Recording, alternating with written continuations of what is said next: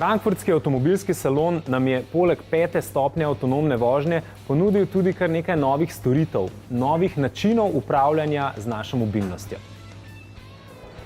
20 let nazaj bi si težko predstavljali, da bi avtomobilske znamke svojim kupcem prodajale še kaj drugega kot samo modele. Zdaj pa se že obračajo k storitvam. Pri podjetju Ford so predstavili aplikacijo Ford Pass, ki v Kölnu in v Düsseldorfu že za uporabnike ponuja takšno souporabo koles, kot jo recimo mi poznamo v Ljubljani. To nakazuje, da avtomobilistične znamke že sodelujejo z mestnimi oblastmi in s tistimi, ki razvijajo opremo in gledajo, kako se gibljamo, recimo podjetjem Saab, kako se mi v prihodnosti bomo vozili po mestu. In nekoč ne bomo kupili avta, ampak bomo zgolj kupili oziroma imeli aplikacijo in plačevali kot za recimo telefon mesečno naročnino, uporabljali v souporabi avtomobile, kolesa in kdo ve še kaj drugega. V Frankfurtu smo poklepetali tudi s podjetjem, ki je zasnovalo to Fordovo aplikacijo, ki svoje voznike vabi na kolo. Predstavili smo recimo sistem, ki podjetjem omogoča popolno organizacijo prevozov na službenih poteh, vključno z računi in potnimi nalogi. Avtomobilska podjetja torej zdaj posegajo na povsem nova področja. You'll find that mobility is a big theme of today's show. Every week we see a competitor launching a new mobility scheme, a new service somewhere in Europe. Od carsharingov imajo avtomobilska podjetja povsem otipljive koristi. The typical customer of a mobility service is a younger customer. These are the sort of customers who are probably then going to go onto social media and tell their family and friends about their experience.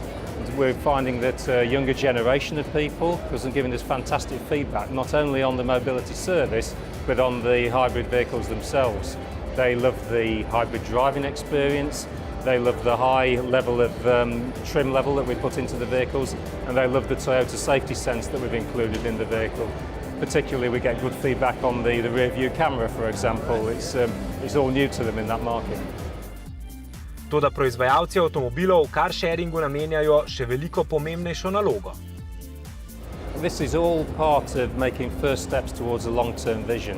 The long-term vision of mobility is that maybe the cities become the customers, and maybe in the future, in 20-something, autonomous driving vehicles, automated driving vehicles will be required in the very centre of cities, and they'll be run as like a public transport fleet. People need to start being accustomed to sharing those vehicles today, and we think a transition towards it will be using low-emission vehicles in certain areas of the city, zero-emission vehicles in other areas of the city. With you adapting, the customers adapting, there will be a moment in time that the city's infrastructure will need to adapt. How do you think that will happen? I think that's a really good question.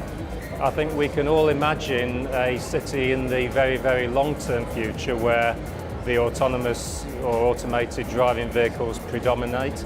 That could be both in terms of privately owned autonomy, it could be in terms of public transport autonomy. When is that? I don't think you and I can speculate. The technology will come for sure, regulation has to be in parallel with it, but social acceptance of this new world has to follow as well. So I think we have to imagine a city in transition where we perhaps start in the centre of the city and already we see pedestrianised areas, and maybe this is the first area where slow-moving automated driving vehicles will be introduced. Maybe there's an outer ring of the city where a zero-emission zone may be required, where maybe electric or hydrogen delivery vehicles to businesses, shops and people can move around with zero-emission vehicles. And then with low-emission zones on the edge of the city, gradually these zones might increase till eventually we have this vision of the future of a homogeneous smart city, we might call it, of the future.